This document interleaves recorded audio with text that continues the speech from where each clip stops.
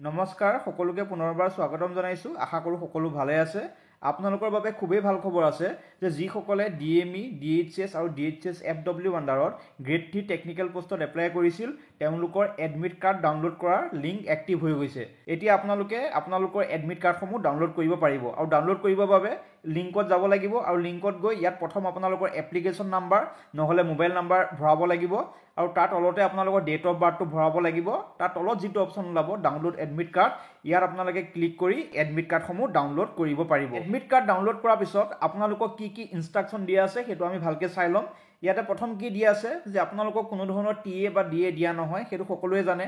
তাৰপিছতে আপোনালোকে যেতিয়া পৰীক্ষা দিবলৈ যাব এডমিট কাৰ্ডখন লৈ যাব লাগিব আৰু ইয়াৰ লগতে আপোনালোকৰ আইডেণ্টি প্ৰুফ হিচাপে any identity card, photo identity card যেনে Aadhaar card, voter ID, passport, driving licence এইবোৰ লগত লৈ যাব লাগিব, ঠিক আছে। আৰু ইয়াৰ লগতে আপোনালোকে ব্লেক বল পেইণ্টৰ দ্বাৰা এনচাৰবোৰ মাৰ্ক কৰিব পাৰিব। 2 identical coloured photograph of candidate, আপোনালোকে লগত 2খন পাছপৰ্ট চাইজৰ ফটো লৈ যাব, কাৰণ আপোনালোকে যেতিয়া এক্সাম হলত সোমাব তেতিয়া সেই ফটোসমূহ আপোনালোকে চাব পাৰে আৰু নহ'লে যেতিয়া ইনভিজিলেটৰে আপোনালোকক চাইন কৰিবলৈ আহিব চাইন কৰাৰ সময়তো আপোনালোকৰ ফটোকেইখন বিচাৰিব পাৰে। চ' 2খন আইডেণ্টিকেল কালাৰ্ড ফটোগ্ৰাফ আপোনালোকে লৈ যাব, ঠিক আছে। If your photograph is not shown in the admit card, paste 1 copy of your photograph on the space provided in the admit card.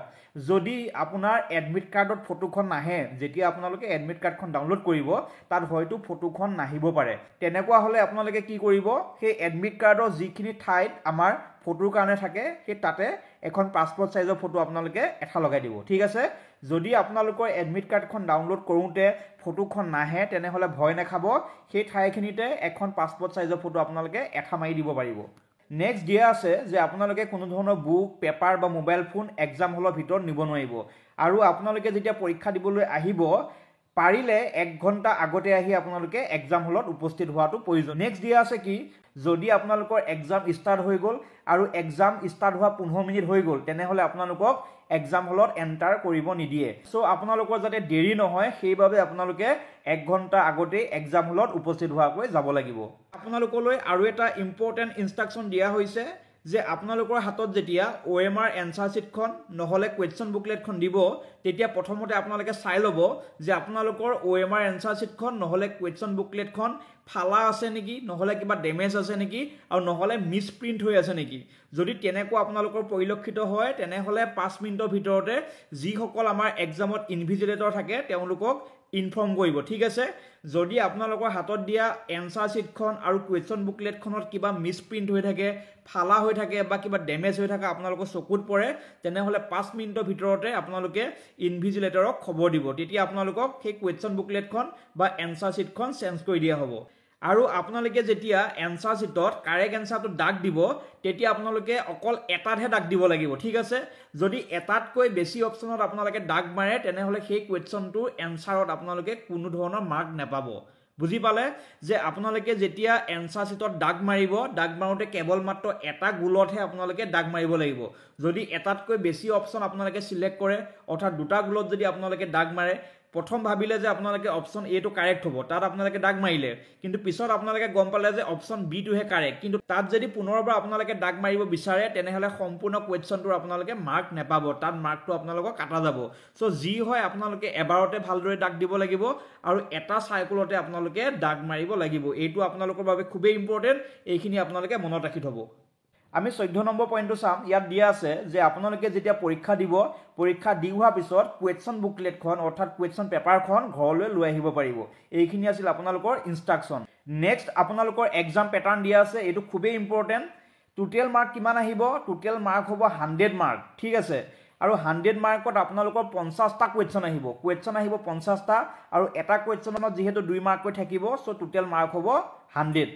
Next আপোনালোকৰ যিটো টাইম হ'ব টাইমটো হ'ব 1 ঘণ্টা 30 মিনিট, 1.5 ঘণ্টা আপোনালোকৰ পৰীক্ষা হ'ব, 50টা কুৱেশ্যন আহিব, এটা কুৱেশ্যনত 2 মাৰ্ককৈ থাকিব আৰু টোটেল আপোনালোকৰ মাৰ্ক হ'ব কিমান 100 মাৰ্ক। ইয়াত কোনো ধৰণৰ নিগেটিভ মাৰ্ক নাথাকে। এইটো মই আপোনালোকক আগতেও কৈছিলোঁ যে আমাৰ 50টা কুৱেশ্যনে আহিব, হয়তো 100 মাৰ্ক আহিব পাৰে নহ'লে 50 মাৰ্ক আহিব পাৰে। আৰু নেক্সট আমি চাম চিলেবাছ। আপোনালোকৰ চিলেবাছটো এডমিট কাৰ্ডত দিয়া হৈছে আৰু চিলেবাছত কি আছে, জেনেৰেল নলেজৰ পৰা কুৱেশ্যন আহিব, ইংলিছ আহিব, ছায়েন্স আহিব আৰু মেথমেটিক্স আহিব।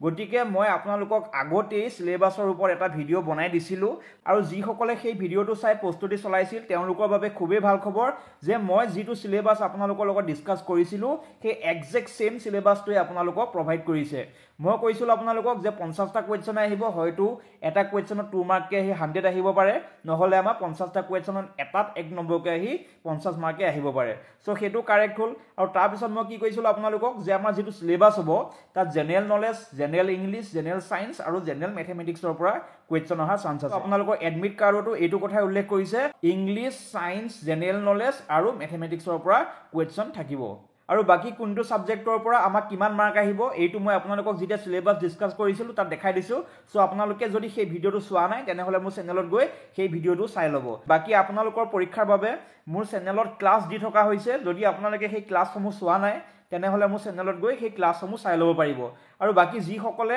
মক টেষ্টসমূহ এতিয়াও কিনা নাই আৰু কিনিম বুলি ভাবি আছে তেওঁলোকে মোৰ WhatsApp নম্বৰ যোগাযোগ কৰি মক টেষ্টসমূহ কিনি ল'ব পাৰিব সো আজিলৈ ইমানে পুনৰবাৰ আন এটা ভিডিঅ'ত লগ পাম ধন্যবাদ